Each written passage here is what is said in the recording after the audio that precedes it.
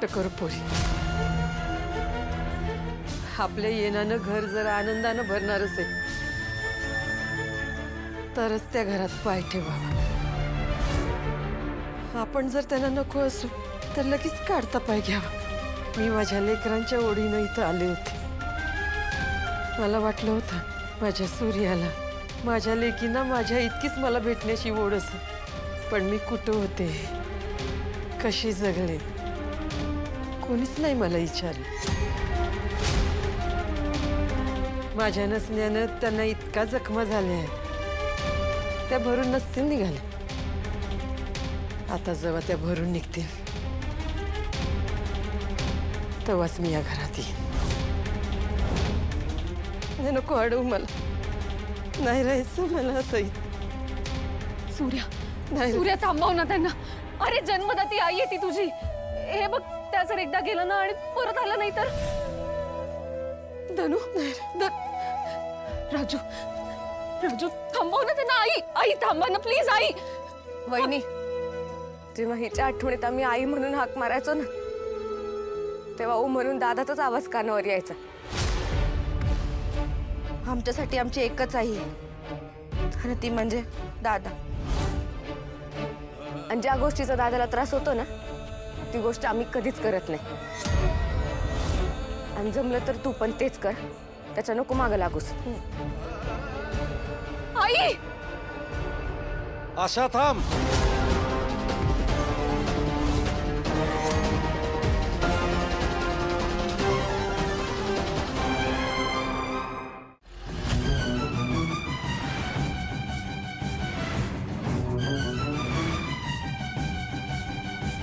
तू अशी निघून जाऊ शकत नाहीस आशा. तात्या, बरं झालं तुम्ही यांना थांबवलं. तुम्ही तर यांना घरी यायला सांगा ना. आशा, हा काही स्टोव्हनं चालताना जेवढं चटकं बसत नाहीत ना पायाला, त्याच्या परास कितीतरी पटीने जास्त चटकं मी सोसल्यात. ह्या पोराचा हाल बघताना चापकानं फोडून घ्यावंसं वाटायचं स्वतःला.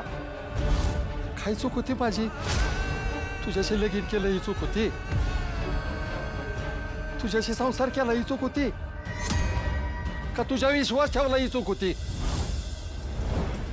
तू पारला संसार तू बुडून निघून गेलीस अर्धेवट. का अशी वागलीस ग? का अशी वागलीस?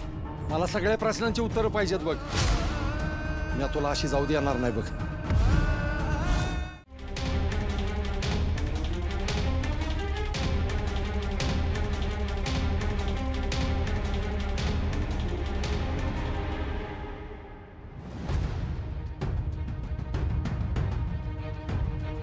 माझ्या घरातल्या लोकांनी ज्या प्रश्नांच्या जखमा सहन केल्यात, त्या जखमा मी पण सहन करणार. मी तुमच्या लोकांच्या समध्या प्रश्नांची उत्तर द्यायला बांधील आहे. माझ्या जीव असेपर्यंत मी माझी बाजू माझ्या लेकरांना पटवून देत राहीन. जोवर मी उत्तर देत नाही, मी इथून निघून जाणार नाही. या ओसरीवरनं पण हलणार नाही. जोवर मी तुमच्या प्रश्नांची उत्तरं देत नाही, सूर्या मला हाताला धरून घरात नेत नाही,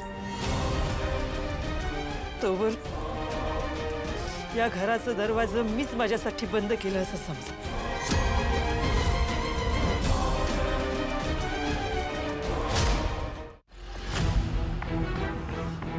आशा, ही अंगभर पसरायच्या आधी त्याच्यावर उपाय करायचा असतो बघ. हे तर अख्ख्या अंगात इश बेनलं या. तू लय उशीर केलास बघ आशा. तू लय उशीर केलास. आता काय बी उपयोग नाही बघ. काय बी उपयोग नाही. काय उपयोग नाही. आई, ऐका ना माझं. हा हट्ट चुकीचा आहे. तुम्ही असं बाहेर नका थांबू. हे बघा, आत्ता सगळ्यांना फार रागात आहेत. एकदा वातावरण शांत झालं ना की आपण बोलूयात ना. तुम्ही चला बरं, आधी आत चला. नाही तुळजा, माझा निर्णय झालाय. आई पण धनु वहिनी, आम्ही कोणी बी कधीच दादाच्या शब्दाबाहेर जाणार नाही. त्यामुळे आम्हाला समजवण्याचा प्रयत्न बी करू नकोस. धनु बाबू चल. राजू राजू